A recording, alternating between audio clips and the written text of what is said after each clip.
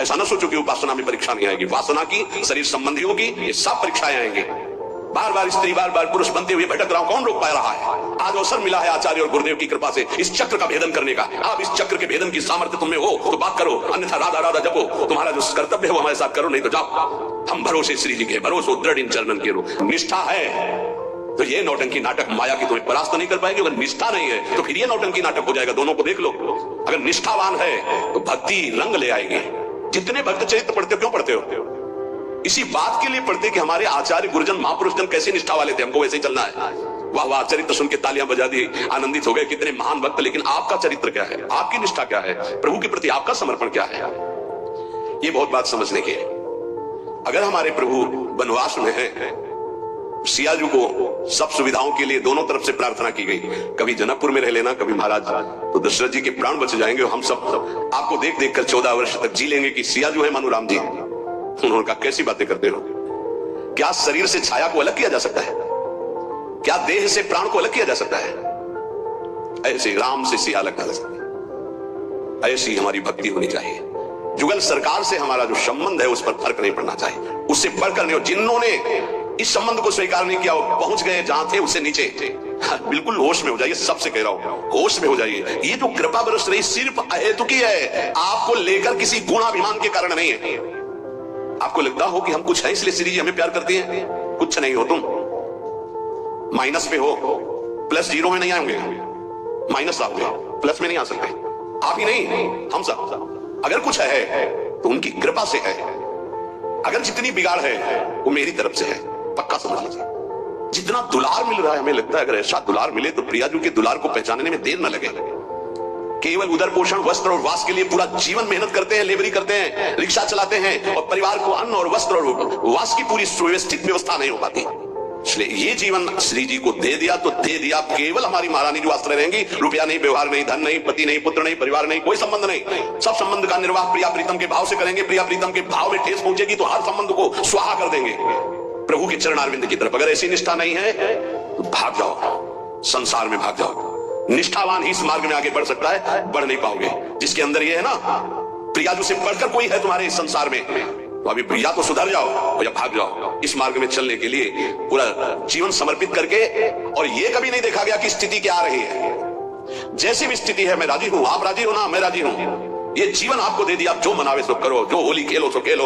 ये आपका जीवन, चलेंगे तो राधा राधा कह के कदम आगे आपकी तरफ बढ़ेंगे। अब आप देखो कौन घसीटता है, कौन पीटता है, कौन पूजता है, कौन अपमान करता है, आपका विषय, मेरा विषय सिर्फ आप है। ये रोज सत्संग मिल रहा है आपको, ये कुछ दिनों के लिए सौभाग्य है, ध्यान रखना। जिस दिन श्री जी ने चाहा उसी दिन ये बंद हो जाएगा, चाहे शरीर रहे या न रहे, इसका कोई मतलब नहीं। अपने हृदय को देखो, बुरा जो देखन मैं चला, बुरा न मिलिया कोई, जो दिल खोजू आपनो तो मुझसे बुरा न करो। इसलिए बहुत सावधान, निरंतर नाम जपने का अभ्यास कीजिए।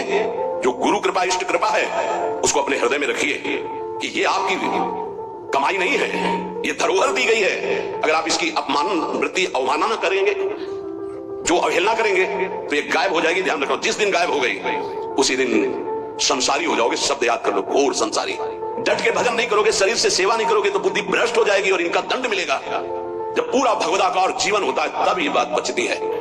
आप भगवान के मार्ग के पति के केवल उतना अधिकार है, 5 गृहस्थों के यहाँ जाओ, एक एक रोटी मांग के खाओ और गुजारा करो, खूब नाम जप करो, भजन करो। एक ये वृत्ति। एक है भगवत सहारे बैठे, जो आ गया सब मिल्क बांट करके पा लेते, राधा राधा। एक ये वृत्ति है, वो माधुकरी वृत्ति है, आकाश। एक है कि पड़ा हूं, चेष्टा भी नहीं करूंगा, अजगर वृत्ति, वो अद्भुत जनों की होती है। एक वृत्ति में रहो। यहाँ एक वृत्ति है, आकाश वृत्ति। अधिकतर इसी आकाश वृत्ति का सेवन पूरे जीवन में किया है। मेरे प्रभु जो मेरे सामने भेज देंगे उसकी व्यवस्था होगी। याचना नहीं, कोई फीस नहीं, किसी से किसी भी तरह का कोई इशारा नहीं। अगर कोई इशारा करता है तो दंडनीय अपराध है हमारे यहाँ। इशारा भी नहीं कर सकते। ये केवल आकाश वृत्ति, आकाश वृत्ति भगवत आश्रय। 100 रुपया आ जाएगा, उसके अनुसार काम होगा। 4 रोटी होंगी तो एक एक टुकड़े बांट करके खा लेंगे, राधा राधा रटेंगे, मांगेंगे नहीं किसी से। इसमें किसी का टैक्स नहीं, कोई फीस नहीं, कोई इसमें हमारा प्रतिग्रह नहीं है। मेरे स्वामिनी के द्वारा भरण पोषण। ये जो आपको मिल रहा है भिक्षान्न से भी पवित्र है, क्योंकि आकाश वृत्ति के द्वारा मिल रहा है। और ये जो आप वृत्ति को सोचते हैं आप, बहुत कठिन है भगवत मार्ग की डगर। बढ़िया अवसर मिल गया, समय बहुत आगे बढ़ चुका है। अपने जीवन में निष्ठा आपको दिखानी पड़ेगी। ये मत समझो कि खा पी के अड़ा के समय व्यतीत कर रहे हैं। नहीं, प्रश्न आएगा सालाना और छमाही हल्का होगा, सालाना बहुत गहरा होगा। और अगर 10-12 वर्ष हो गए तो फिर फाइनल का जो प्रश्न होगा वो सिद्धावस्था की तरफ ले जाने वाला होगा। फाइनल में जानते हो कैसा प्रश्न आता है? हाई क्वालिटी का भोग। शब्द समझ लो। जीवन में जो सोच तुमने की होगी, कल्पना, उस कोटि का भोग आएगा तुम्हारे पास। भोगो, फ्री भोगो। कोई संकोच नहीं, कोई भय नहीं, कोई नियम नहीं, कोई मर्यादा नहीं। क्या चाहिए तुम्हें? ये आखिरी है तुम्हारा। अब लगा कि भगवान तो मिल जाएंगे यार, आज नहीं तो कल मिल जाएंगे, ये जो एकदम ऑफर आया है इसको तो स्वीकार कर लेते हैं।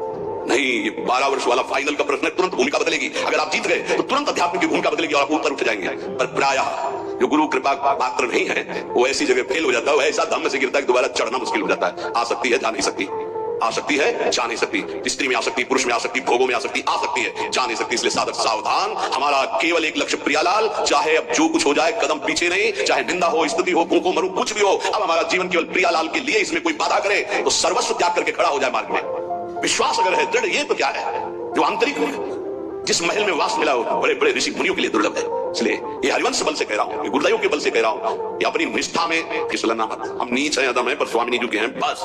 इसलिए चल जाओ ठीक से श्री जी की तरफ और श्री जी को प्राप्त हो जाओ। होना ही पड़ेगा, नहीं तो रोना ही पड़ेगा।